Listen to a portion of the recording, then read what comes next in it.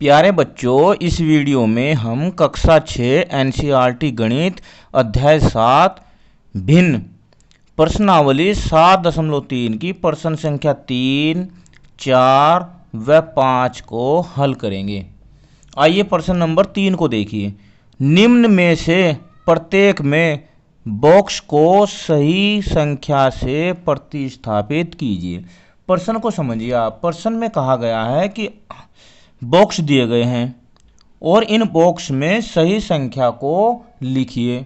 अब देखो सवाल देखो, पहला ए में देखो इधर भिन्न दिया गया है और बीच में बराबर का चिन्ह है और इधर भी भिन्न है पर उसका हर नहीं है। यहाँ पर भी हर नहीं है, यहाँ पर अंश नहीं है और यहाँ पर हर नहीं है और यहाँ पर अंश नहीं है, पर बीच में सबके बराबर का निशान है। इसका मतलब यह है कि इधर की भिन्न के बराबर है, यानी कि इधर की भिन्न के तुल्य भिन्न है। और तुल्य भिन्न हम समझ चुके हैं पिछली वीडियो में। तुल्य भिन्न क्या होती है? तुल्य भिन्न ये होती है कि भले ही अंश और हर उनके अलग अलग हों, लेकिन उनका जो मान होता है वो बराबर होता है, वे समान भिन्न होती हैं। जैसे मान लो 1/2 है और इसकी तुल्य भिन्न ज्ञात करनी है हमें, तो इसे पहले हम 2 से गुणा कर देंगे। क्या आ जाएगा? 2/4। अगर हम इसे 1/2 को 3 से गुणा कर दें, और गुणा या भाग भिन्न में ऊपर नीचे दोनों में होती है उसी नंबर से। 3 एकम 3, 3 दूनी 6। इस प्रकार हम अनेक तुल्य भिन्न ज्ञात कर सकते हैं। तो अब एक बात बताओ, 1/2, 2/4, 3/6। अब देखो तीनों भिन्नों के अंश तो अलग अलग हो गए और हर भी अलग अलग हो गए, लेकिन तीनों भिन्न है तो बराबर ही, एक दूसरे के तुल्य हैं। क्यों? क्योंकि 1/2 से ही प्राप्त हुई है। तो इसी प्रकार की ये भिन्न दी गई हैं। इन भिन्नों में भी क्या है? बीच में बराबर का निशान है, तो इसलिए इन्हें हम तुल्य भिन्न के तरह ही हल करेंगे। देखो अब इसका आसान तरीका है बहुत। अगर अंश अंश दिए हुए हैं तो उन्हीं में देखते हैं, और हर हर दिए हैं तो उनमें देखते हैं। देखो यहाँ पर कितना दिया है? 2, और यहाँ पर कितना दिया है? 8। अब एक बात बताइए कि 2 में कितने से गुणा की है कि 8 आ जाए?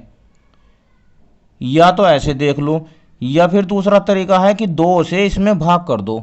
2 चौक 8, 4 से गुणा हुई है, यानी कि 2 की जो गुणा हुई है 4 में हुई है तो आया है 8।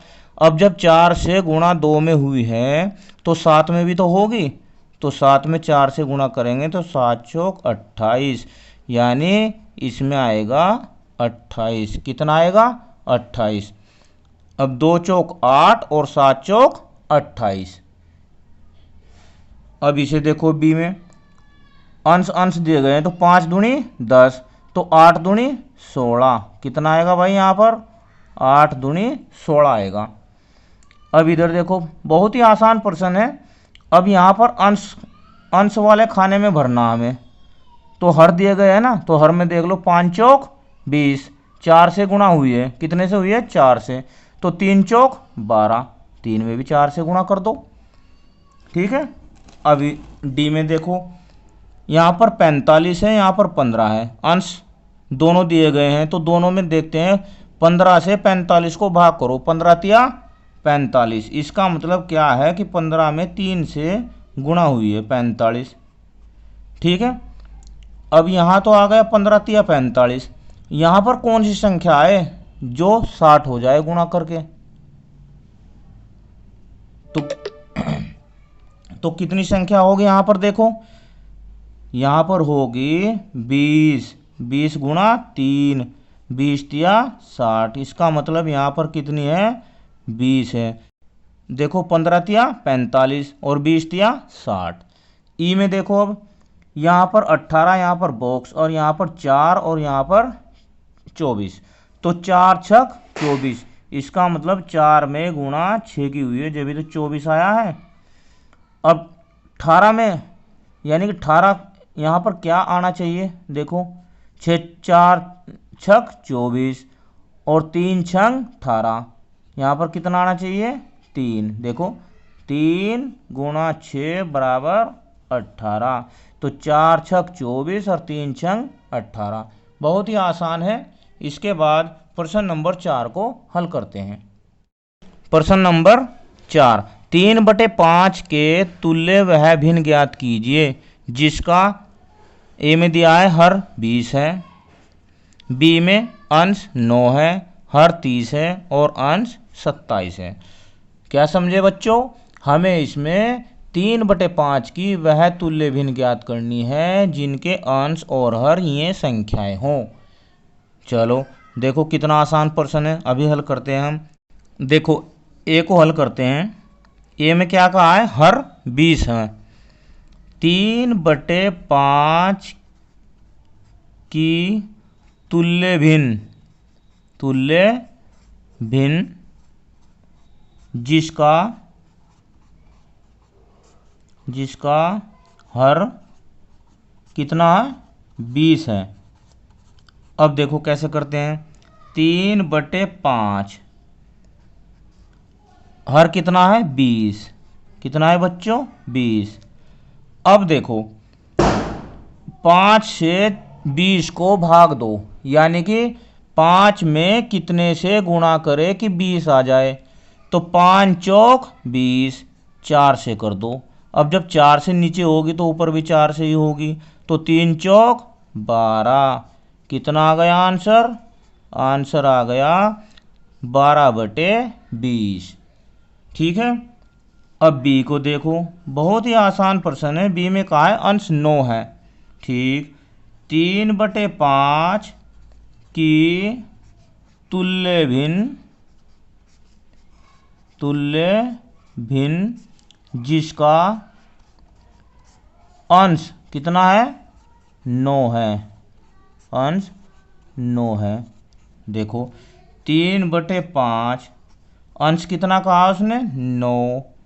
तो हर कितना होगा? देखो 3 तिया 9, इसका मतलब 3 की गुणा है। तो इसमें भी 3 की गुणा होगी। 3 तिया 9 और 5 तिया 15। ये भिन्न हो गई 9/15।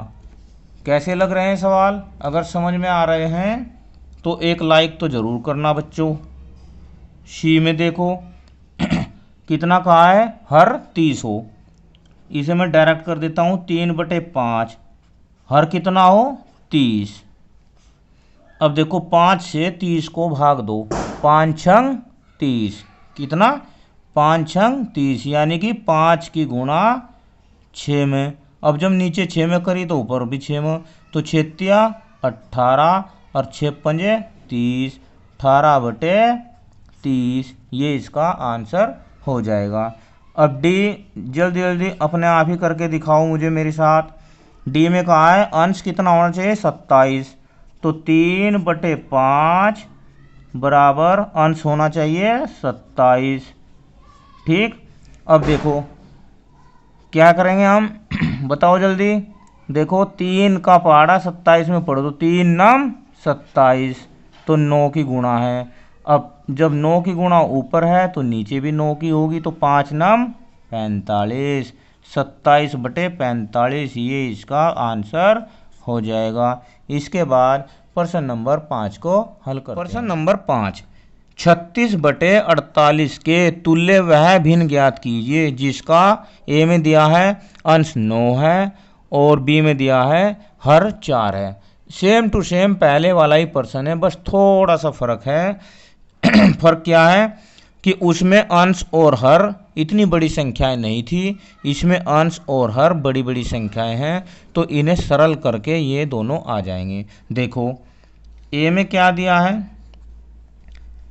अंश 9 है। तो 36/48 की तुल्य भिन्न कैसी? जिसका अंश 9 है।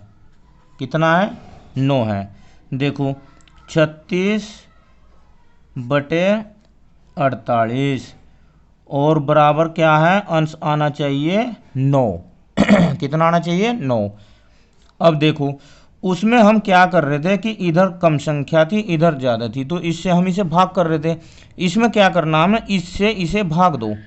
9 चौक 36, 4 बार चल गया पहाड़ा। इसका मतलब यहाँ पर 4 से भाग करनी है, और जब इसमें भाग करेंगे तो इसमें भी भाग करेंगे 4 से ही।